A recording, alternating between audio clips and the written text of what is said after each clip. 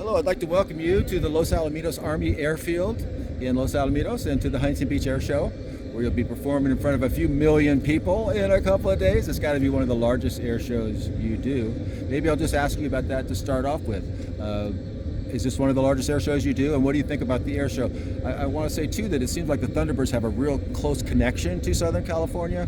You guys have done 6 out of 7, I believe, Pacific Airshows. You're always here. I think maybe you bring your families, maybe you have a good time. Can you tell us a little bit about the Southern California connection and what it means to you, that kind of thing? Yeah, definitely. We do 300 shows. We're on the road 300 days out of the year. We do shows all over the country.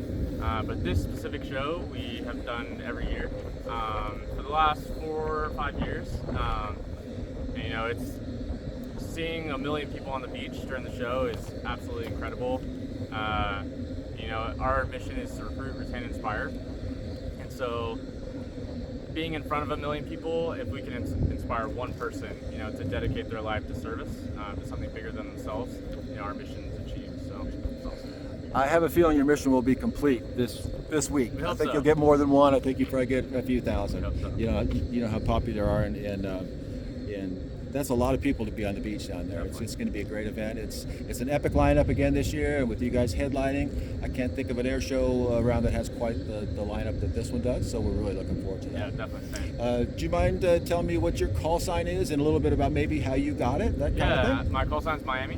My last name's Tise, so like Miami Vice, Miami Vice. So that's about it. Oh, no, I like that. Yeah, well, I'm Gumby because I'm so flexible. All right. Yeah, flexible. Maybe not in the physical way, but in the mental way. So Nice. let's put it that way. The sneak pass, I want to see what you have to say about the sneak pass and how sneaky it is. That's something that's very interesting to me. What you do, how you are sneaky about it, Yeah. and it seems like it's different each time, and Yeah, you're trying to really keep people guessing and surprise them. Yeah, it's my favorite maneuver. It's also, to be honest, the most challenging maneuver that I do. Mm-hmm. A lot of people think just flying low and fast is easy, but you know, there's timing with the diamond. I won't tell you exactly when it is, but I have to look for the diamond. Usually, you know, I'm at 100 feet at 700 miles an hour. So the F-16, even with full speed brakes out, will break the Mach very easily. We're not allowed to break the Mach during a show. It'll break a lot of windows. So you're trying to balance your airspeed, your altitude, not going close to the diamond, and then obviously making it sneaky for the crowd, and getting it as tight to where we're allowed to put it as possible.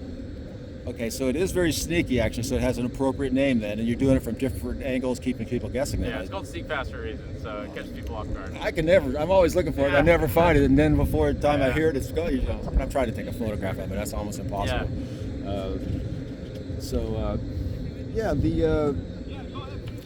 I represent a lot of aviation photographers, and so some of my questions are having to do with aviation photography, and as far as the things that we really like and look for in aircraft performance, and one is vapor, and one is afterburners, and then of course we'd love to get a nice bank. But if you could say anything about maybe the vapor and what you expect on the beach, if over the beach is more vapor, or anything over along the those beach, lines for definitely photographers. More vapor, Yeah. especially when we're pulling G's. The F-16 is 9 G capable, and then you know every aircraft it'll form vapor a little differently. I'm sure you've seen the famous F-15 cone. Yeah. The Viper with that over the speed of sound, you'll see the cone like that. Under the speed of sound, it's when we pull G's, you'll see it over the wing, and you can see it in the cockpit. It'll be right behind you. So yeah, it's pretty cool. It makes cool pictures especially over the water. Dry climates, you don't see it as much, especially back home at Nellis when we fly. But that's why we like over the beach shows. The pictures come out pretty good.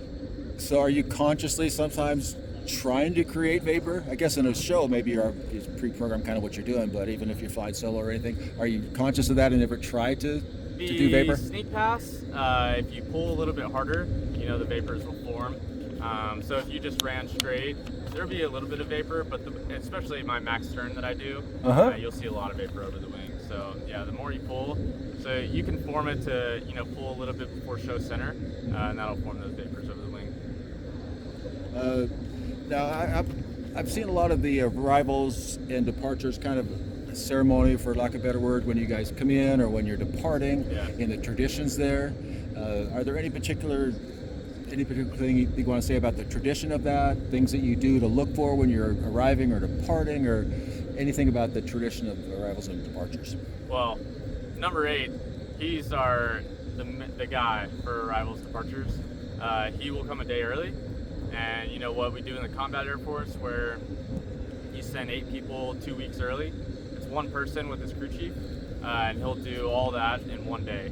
So usually when we arrive at a show site, it's like magic. He'll make sure everything's set up, everything's good to go for us. You know, we arrive at a show site, and we set up our nest in our briefing room, and then from there on, we come from a different show site. Now we're at a new show site. We use a lot of references on the ground. Okay. So right at that point, we start studying ground references and getting to know the show site. Oh, that's awesome. One thing I always like to ask about and think about that you guys do is community involvement. If you want to speak a little to that, the type of things you do when you're in a town like this, or even maybe specifically here, if there's any moments in those community involvements that are memorable to you, touching moments, Children's Hospital or whatever, if there's anything that really stands out to your community involvement, and recruiting is involved, I think, in that too. In 2021, we've shifted our focus to not fly influencers, you know, people that are trying to get likes. We've shifted to now flying hometown heroes, people that dedicate something to their life to service. And that's not necessarily the military. It's teachers, doctors, you know, firefighters, policemen, something that, and it doesn't have to be a uniform either. You know, we don't define service as a uniform. We just define just bigger than themselves. And so we've shifted our focus. And then the community outreach, that's, you know, our main mission is to inspire. And that's what we want to do. We want to inspire people to dedicate their life to something bigger than themselves. One that does stand out is in Rochester. I got to visit a children's hospital. You know, that was super touching. You know, the opportunities that I had as a kid. You know, I'm very fortunate to be where I'm at, and to see those kids with smiles on their faces. It meant the world. So even the little I could do there, you know, I was blessed to be there. That's awesome. That just must be so heartwarming. You must have a lot of heartwarming moments in what you do too. Definitely. Because people just think of the flying and how fast you go and how great you are in the air, but I know there's a lot more to it in a week than that, and I think that's an important part of your mission to me. Yeah. And maybe not everyone understands that, so I think it's good. You know, we put a lot of effort into the show and to making the show the best we can. You know, right now we're flying in Stripes Line, which is the closest formation that we can fly. We do that the whole Delta series, and then our Diamond, they'll fly as close as 18 inches apart. And we do that, we practice so much to make that demo that inspiring, you know, to reach kids and to reach people in the community. You know, if we just we're here for a weekend and we didn't put that much effort into it, I don't know how many people would be inspired, but when they see that, I think it touches them and they're excited. Yeah, well, that's great. I thought of a children's hospital when I thought of asking for a touching story, because I know that could be a place where there would definitely be those, and a way you can just really feel great personally about what you're doing and what you could do for that child and their family and everything. That's just, to me, that's so special. A lot for sure. Yeah, so that's great.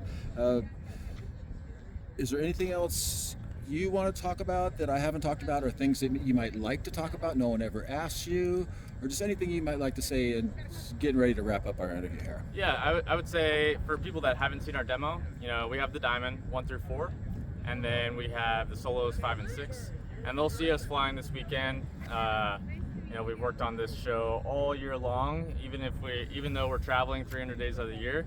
We get one day off, which is Wednesday, but Tuesday we're back at home practicing. But they'll see 1 through 6. You know, behind the scenes we have 7 through 12, and then we also have, you know, we travel with 70 airmen, and then the whole team is made up of 135. Those 135 people, you know, they're the ones that allow me and through one to fly. And so if they see them walking around, please thank them, because they're the ones that make it happen. Oh, I definitely will. Well, it's great to have you here in Southern California. One last thing I do want to ask is, you're here on Tuesday instead of a normal Thursday, and the advanced team here yesterday. Is there a reason for that? Is it because you guys just want to spend some more time in Southern California, which would be just awesome? Or is there a reason for the earlier arrival this week? we love Southern California. The weather's amazing. You know, there's a lot of things that come into moving this team all across the country throughout the year. And so logistically for these trips, you know, we're doing a California tour right now. And logistically it made sense for us to stay in California and not head home. And so it just so happened to work out with the schedule that we arrived here on Tuesday. We'll have tomorrow off, and then we'll get to practicing on Thursday. So yeah, really looking forward to it. And hopefully some of your families are joining you, and definitely. you can. I'm sure that's one of the reasons you love Southern California is you can have family come out. It's just close for you. And well, I just want to hop into frame real quick and thank definitely. you. I really appreciate you being here of course. in Southern California. And we all look forward to seeing you perform in front of a few million people. And our Los Alamitos Army Airfield Aviation Facebook group is going to be following you closely. It's going to be one of the best places to find aviation photography. I gave you my card, and that's actually the best place I see each year with all the best local aviation photographers. So if you want to see that, please check it out. Yeah, awesome. So thank you so much. Yes, sir. Have a wonderful week, and I appreciate your extraordinary service. Awesome. Thank you, sir. Thanks for having us. You're Yes, very sir. welcome. Yeah. All right. Enjoy your time here. Thank you.